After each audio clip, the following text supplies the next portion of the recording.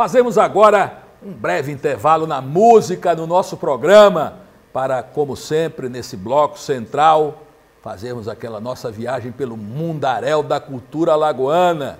E vamos fazer isso falando hoje aqui com um multiartista, um multicomunicador, que é o nosso Fernando Peron. Fernando, prazerzaço estar com você. Da última vez que a gente esteve junto, aqui no Alagoas Arte e Cultura, eu acho que está com uns 5 anos já, por aí, 6 anos. Deve ter por aí. Quando você fazia stand-up comedy. Fazia stand-up comedy. Foi você, o Ed, lá eu e o Ed Gama. Né, fizemos lá. Exatamente. A galera aqui, que a plateia era a gente. Foi o show final, a plateia era todo mundo. E depois a gente fez alguma coisa com vocês lá no Teatro Gustavo Leite. Foi. Festival grande. Foi o Nordestão do stand-up, que a gente fez um pessoal de fora. Foi muito legal também. Mas de lá para cá, assim, a tua vida é um pouco atribulada, como dizer. Mudou bastante. Dono de bar, né? Faz palestras inspiradoras e motivacionais. E agora que eu te trago aqui para a gente falar um pouco sobre esse novo, não sei há quanto tempo a gente vai conversar aqui sobre, que é o Contando Alagoas, que é essas inserções que vocês estão fazendo é só na mídia... Hoje é só digital, YouTube e Facebook. Então conta um pouco o que é, qual a ideia, como é assim, você eu e o Rafael Alves. E Rafael Alves. É que para mim, ele não gosta não, mas que para mim é Paropa, eu já ia falar Paropa, mas é Rafael, que Paropa é de muito antigo. Então é o Paropa. Paropa, na época que ele fazia humor com a gente também, na mesma hora. Um abração, pô, você não veio aqui... A gente tinha até uma outra cadeira. Estava reservado pelo amor de Deus, aqui. Paropa, venha! Esse é do tempo que, inclusive, ele tinha um programa de rock muito antigo e na época que ele fazia humor era Paropa. Aí depois virou Rafael Alves. Eu me lembro. Fazia junto com a gente também. É verdade. Então, assim, a ideia da nossa, assim, a gente tem mais de ano já. Tipo, mais de um ano que essa ideia a gente vem conversando. A gente sempre falou muito sobre o formato que seria, para não ser nem uma coisa séria demais, nem uma coisa brincadeira demais. Que a gente conseguisse... ter um pouco dos dois. E a gente começou a fazer um levantamento, começou a conversar com um historiador aqui, outro ali, para ver como é que eles sentiam a ideia. E aí, em fevereiro desse ano, que a gente sentou e disse assim, agora vai. E a gente começou a gravar e lançou em maio. Março. E é um negócio muito legal que coincide... Uma coincidência. Por incrível que pareça, mas foi você sabe que não tinha. Nas comemorações dos 200 anos. Como tiveram essa ideia? Mas sabe o que é engraçado? Porque quando a gente começou a falar, nunca passou. Sabe quem colocou isso conversando com a gente? Juro por Deus que a gente não tinha. Foi o Enio. A gente conversando com o Enio Lins, ele virou e disse assim: olha, é muito bacana, porque esse ano que é o bicentenário, aí a gente. Caramba, velho, tanto que muita gente chegou pra gente assim, cara, por que vocês não fizeram esse projeto e tentaram vender pro governo? Porque falou assim, a gente não, porque a gente queria fazer uma coisa que era nossa, a gente fez, lógico que hoje a gente está pleitando algumas parcerias, existem já algumas empresas querendo patrocinar o canal, mas a ideia sempre foi, não, a gente vai fazer, vai gravar, vai mostrar que a gente consegue fazer um negócio legal e depois ver o que vira. E de verdade que quando a gente começou a conversar, em momento nenhum, quando a gente estava gravando o segundo programa que realmente veio a toda essa... Aí a gente falou, hoje a gente até coloca a hashtag Alagoas 200 anos, a gente coloca isso, justamente que fala assim, não, agora a gente sabe que a importância do programa ela está um pouco maior, não era só o contar Alagoas por contar. Musculatura, né? Justo. Então, isso é legal, porque, por exemplo, a gente ouvir dos programas que a gente está fazendo, de que pessoas do governo, da prefeitura estão assistindo e a gente não tem esse vínculo, mas, por exemplo, já colocaram o link do programa da gente no site do governo. Isso pra gente é muito legal. Eu compartilho tudo lá. Isso é muito legal, porque a nossa intenção sempre foi basicamente educativa e informativa. A gente queria fazer algo que fosse relevante. A gente não tinha noção que ia ficar uma coisa tão grande, porque assim, hoje, por exemplo, a gente está com quase 2 meses de lançado, a gente está beirando 150 mil views. Então, assim, uma coisa que a gente fez achando que ia ter 2 mil por semana, no primeiro programa já foi mais de 60. Vocês fazem como é a periodicidade? Vocês têm... Uma vez por semana, toda quinta-feira às 8 da noite lança um programa novo. Toda quinta-feira. Dê no que der. Dê no que der, a gente lança programa novo toda quinta e 8 da noite. A gente fez como se fosse realmente um programa, a gente vai seguir a gente quer seguir essa roteirização de programa para que as pessoas sempre saibam que um programa novo está sendo lançado toda quinta. Bom, nada mais óbvio do que perguntar isso, a resposta é quase óbvia, né? Contando Alagoas é contar Alagoas. Justo. Esse é como é. E o que é que vocês usam com a pesquisa? Como é o métier de vocês para construir o programa? Vocês escolhem um tema, alguém a gente sempre sopra fez, um tema? Porque agora deve ter muito negro. Fala daquilo, fala daquilo, né? Fala da Miss Paripoeira, a gente recebe do Roberto Becker, a gente recebe do Juvenal Lopes. Muito e-mail, a gente recebe realmente muito e-mail. Graças a Deus, porque pra gente já tem coisa que a gente não conhecia, que já entrou, inclusive, hoje na pauta de pesquisa, de pessoas que eu não sabia que existiam. Que alagoanos que fizeram feitos de músicas, de literatura, que são bem conhecidas, a gente não tinha noção também que eram alagoanas.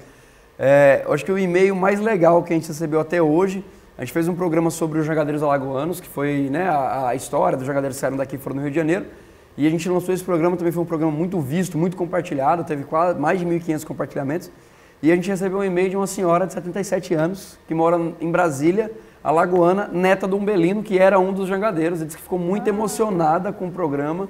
E ela usou o e-mail até do filho. O filho que mandou e-mail dizendo assim, olha, estou escrevendo, mas é minha mãe que está falando aqui. Será que a escola tem alguma coisa a ver? Escola de samba Jangadeiros Alagoanos tem a ver com essa coisa? A escola, com certeza. O nome da rua Jangadeiros Alagoanos é em homenagem a essa viagem dos jangadeiros. Saíram daqui e foram... Eles foram 4 jangadeiros que saíram de Alagoas em 1922 e foram até o Rio de Janeiro. Eles chegaram lá vivos, todos, e voltaram, todos vivos. E voltaram. Veja, hoje é o programa mais longo da gente, tem quase 9 minutos, mas vale porque é fantástico. A aventura deles foi, a jangada virou, eles perderam tudo que eles tinham, quando estavam na Bahia, puxaram a jangada a nado até a praia, eles conseguiram chegar no Rio de Janeiro, eles foram para comemorar o centenário era para chegar lá dia 7 de setembro, eles chegaram dia 25 de agosto e para chegar lá, como é que eles não tinham noção de como é que seria a viagem. Eles chegaram dia 2 de dezembro. Foram 98 dias de viagem e 9 tempestades. O pessoal não tinha GPS na época. Não, né? Imagina. Foram 98 Hoje a gente liga dias.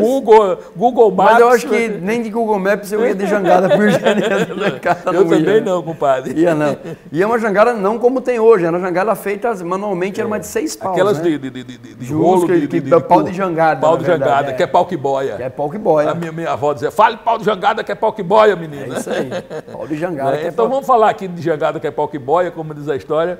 Então, vocês têm um programa por semana, então já vai 2 meses. Está indo tá em 7º, já lançou 5, 6, vai lançar o 7º agora. 7º programa. 7º programa. Vocês têm uma equipe para isso ou a equipe é você e Rafa? A equipe somos nós 3. Eu, o Rafael Alves, né, e o Thiago Feijó, que é quem faz a imagem e ajuda na edição. Porque assim, o Rafa edita muito bem. A gente tem uma sorte que é assim, eu faço roteiro e a produção para ver onde a gente vai gravar e tal. Rafa, ele se preocupa junto com o Thiago, com todo o equipamento para gravação. A edição o Rafa faz, junto com o Thiago dá uma ajudada, né? E o Rafa dá aquela finalização. Então, assim, os 3 a gente sempre conseguiu se virar muito bem. Então, toda a produção que você vê hoje é feita por nós 3.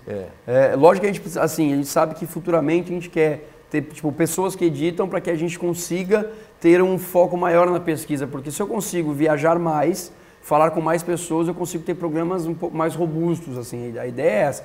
A ideia, na verdade, não é virar um programa só histórico, a gente quer virar um programa de curiosidade alagoana.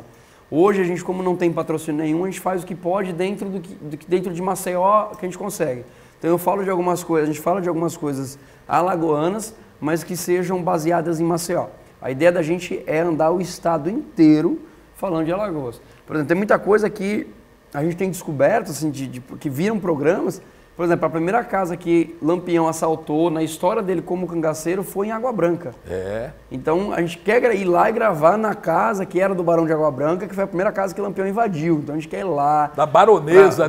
Ele roubou a joia da baronesa Então, ali quem mandava era a mulher, como diz a história. Então, a gente quer... A gente precisa ver. E diz a história que desfilou com ela. Assim, então, a gente recebeu de moradores de lá essa história. Aí ele falou, a gente nem começou ainda a fazer o levantamento histórico, mas é legal de saber que lá tem essa história. E a gente vai lá contar. Eu moro em Alagoas há 15 anos e eu sempre gostei muito de história, que eu sempre brinco é o seguinte, melhor do que falar da vida dos outros é contar a história. Então, o homem é tudo fofoqueiro. O homem é para falar que não é real, o homem todo é fofoqueiro. Então, vamos contar a fofoca da história? Então, eu gosto de ter história para contar para o povo. Então, eu sempre fui assim, eu sempre fui o cara que gosta da informação. Então, eu lia a história, eu ia para cidades históricas. Então, assim, nos 15 anos que eu estou aqui, eu já fui para todas as praias de Alagoas, pisei em todas elas.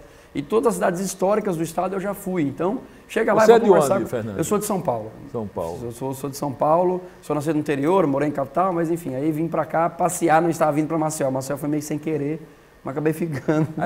Esses programas do sétimo, eu já vi o do Aurélio. Do Aurélio, Rosalvo, hoje a gente tem lançado Aurélio, Rosalvo, na sequência foi assim, Estátua da Liberdade, Rosalvo Ribeiro, Aurélio Buarque de Holanda, Clarice Lispector, muita gente não sabe, inclusive, que Clarice morou em Maceió antes de ir para Pernambuco. Com 2 anos de idade. Ela chegou aqui com... o mais aceito é que ela chegou aqui com 1 ano e 2 meses. Porém, a gente tentou historicamente achar, não existe registro dela na saída da Ucrânia, mas tem a entrada dela no Brasil.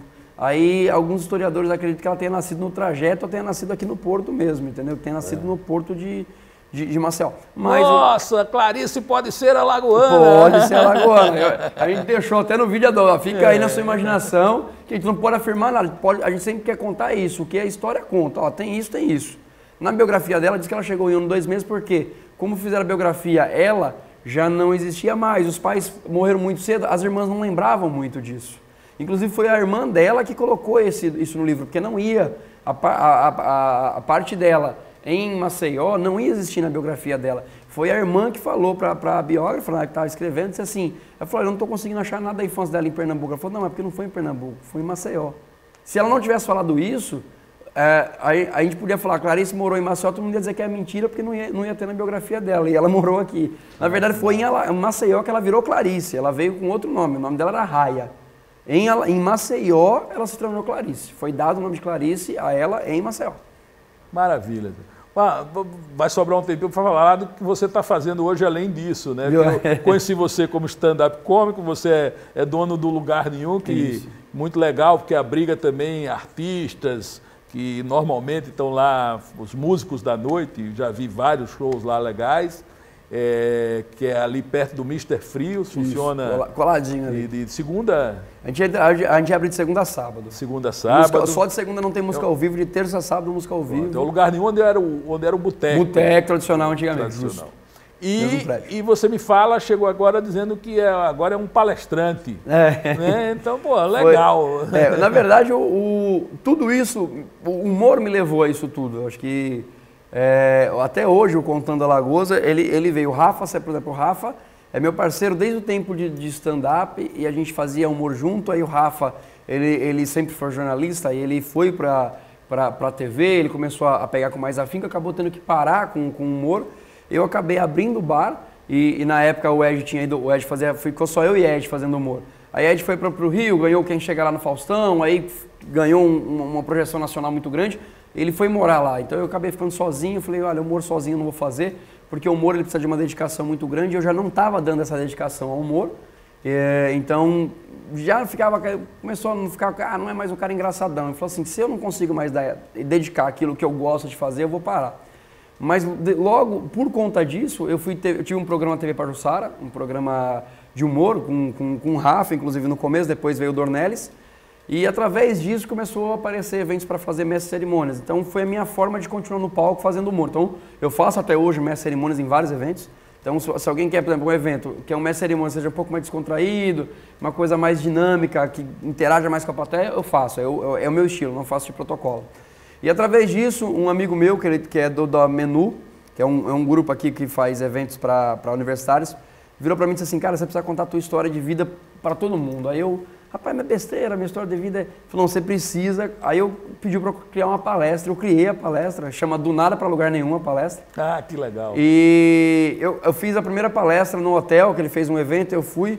Quando eu acabei a palestra, 4 pessoas disseram assim, como é que eu faço para levar sua palestra na minha empresa? Eu não sei, eu não tinha noção. Então, isso acabou realmente meio que sem querer, virou também hoje.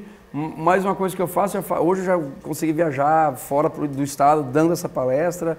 E tem rodado bastante, já tem 2 anos a palestra, 2 anos e pouquinho, já tem mais de 10 mil pessoas que assistiram aí ao Então fala o contato para palestra também, palestra do nada para lugar nenhum. Quer levar uma palestra, a minha palestra ela é motivacional, mas eu digo assim, ela é inspiracional. A ideia é que as pessoas queiram se inspirar a fazer coisas melhores para a vida, elas queiram empreender a vida. Então, quiser entrar em contato através do 9971-1772. Isso. Quiser entrar em contato com o programa... Também nesse número, 9971-1772. Não, mas o programa, como é que acessa ele? Contando Alagoas, não. Aí, para entrar no contato com o programa, é Contando Alagoas no YouTube, Facebook e no Instagram. Contando Alagoas. Que vale muito a pena.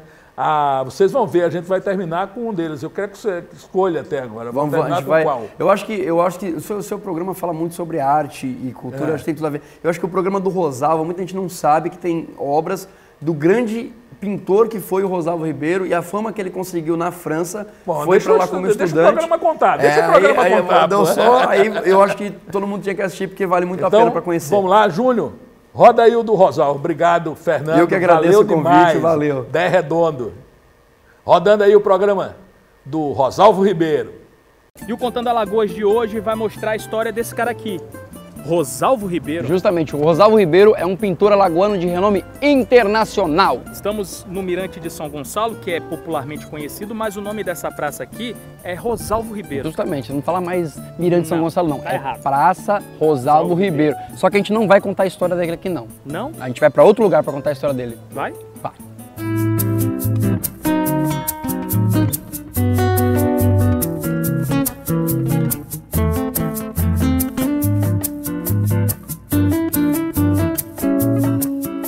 E Rafa, a gente vai contar a história de Rosalvo Ribeiro, sabe onde? Aqui no MUPA. O MUPA é o Museu do Palácio, o Palácio Floriano Peixoto, que fica aqui no centro, na Praça dos Martírios. Justamente, e aqui abriga mais de 20 obras de Rosalvo Ribeiro, e que a gente vai mostrar pra você agora não só as obras, mas também vai contar a história dele. Você vai junto com a gente agora, não pode tocar em nada, viu, Peron? Rapaz, vai tocar nas coisas aí, não pode.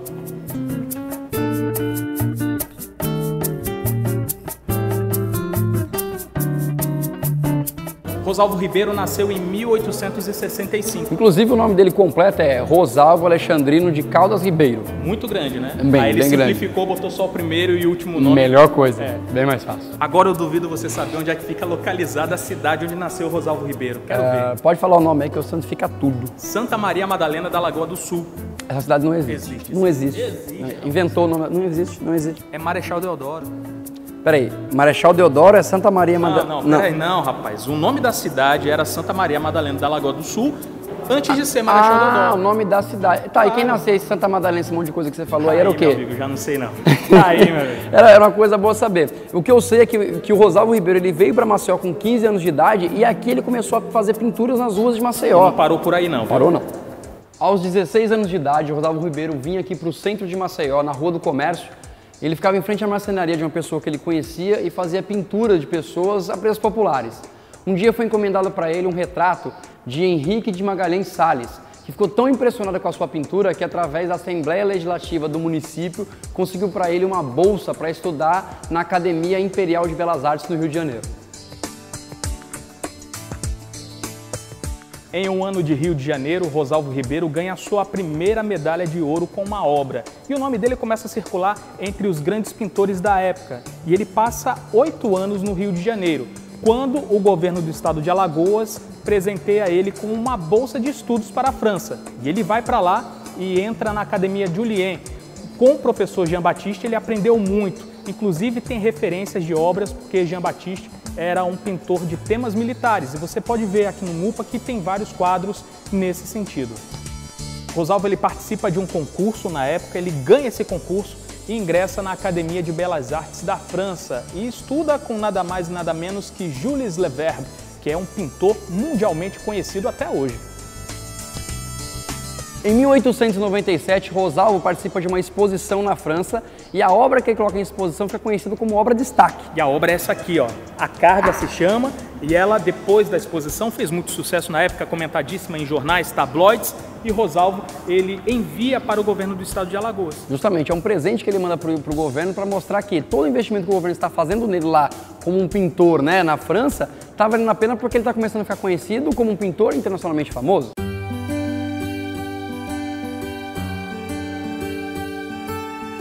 Após 12 anos morando na França, Rosalvo Ribeiro ele volta para o Brasil em 1901. Por quê? Porque o governo do estado de Alagoas cortou na época a bolsa de estudos dele. E ele não tinha como sobreviver de artes lá na França, porque eram muitos artistas na época. Então ele decidiu retornar para o Brasil. Foi quando que em 1906, em uma exposição de artes lá no Rio de Janeiro, ele ganhou uma menção honrosa. Justamente, mas em Maceió também não foi fácil não. Ele dava aula de francês e de pintura para poder sobreviver e fazia pinturas de todo mundo que era da burguesia da época aqui no estado. E fez isso até 1915, quando morreu de tuberculose aos 48 anos. Mas deixou um grande legado para o mundo, né? Justamente. Aqui no Brasil, no MUPA aqui, tem várias obras de Rosalvo Ribeiro. Tem em São Paulo, tem no Rio, tem em vários locais. Até na sua casa pode ter Provavelmente, também. porque a gente descobriu que tem muita obra de Rosalvo que está perdida, as pessoas não sabem que tem, de repente na sua casa tem um quadro de Rosalvo e não sabe. Já pensou? Vai procurar assinatura no cantinho ali que você pode ter uma obra de repente de Rosalvo em casa. Ia ser bem legal.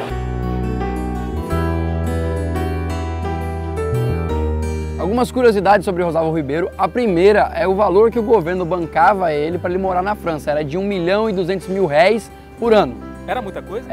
Não dá para converter em real, porque se você converter em real, como teve uma mudança de zeros, algumas coisas, daria em torno de 3 milhões por ano. Nossa, isso não época, era isso. Ele compraria Maceió. Justo, eu não ia nem para lá, ficava aqui e ia comprando Maceió aos poucos. Rosalvo Ribeiro ele participou da projeção de 3 principais praças aqui de Maceió. A Praça Deodoro, a Praça dos Leões e a Praça dos Martírios. Justamente. Outra coisa também, que a amizade dele com o Frederico, enquanto ele morou na França, fez com que a Estátua da Liberdade que a gente tem aqui, que a gente fez até um programa sobre ela, tivesse vindo para Maceió. Agora tem uma história que envolve muitos mistérios. É sobre esse quadro aí, né? Sobre esse quadro, mas pode deixar que essa aí eu conto.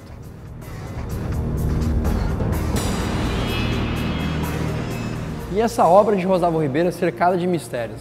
Dizem que um governador na época viu essa mulher na rua, achou ela muito bonita, trouxe ela para o palácio e eles acabaram virando amantes. Porém, como ele era casado, não podia ter nenhum tipo de escândalo, ele trancou ela dentro do palácio, na parte de baixo que tem um calabouço, e pediu para Rosalvo fazer um quadro sobre ela. Só que dizem que ela morreu aqui trancada por maus tratos, já que ela vivia nesse calabouço, imagina, devia ser um lugar muito limpo. Então esse quadro é um dos quadros mais misteriosos de Rosalvo enquanto ele esteve aqui em Maceió. Que quadro misterioso, hein? Esse quadro vai ficar para o mistério até alguém poder voltar para contar. Valeu a pena a gente resgatar a história de Rosalvo Ribeiro e assim você ficou sabendo um pouquinho mais dessa história. Justa, mas você achou bacana para até pesquisar mais sobre o Rosalvo, para você conhecer um pouquinho mais sobre a história dele. Se você tem alguma sugestão para a gente, por favor, entre em contato aqui nas redes sociais e também no e-mail. Tem um e-mail para você mandar a sua sugestão de pauta. Justo, e gostou do vídeo, faz o quê? Compartilha, marca o amigo no Face, no YouTube, marca todo mundo, porque o que a gente quer é isso, é espalhar a história alagoana para todos vocês. E assim foi mais um Contando Alagoas. Até a próxima, pessoal.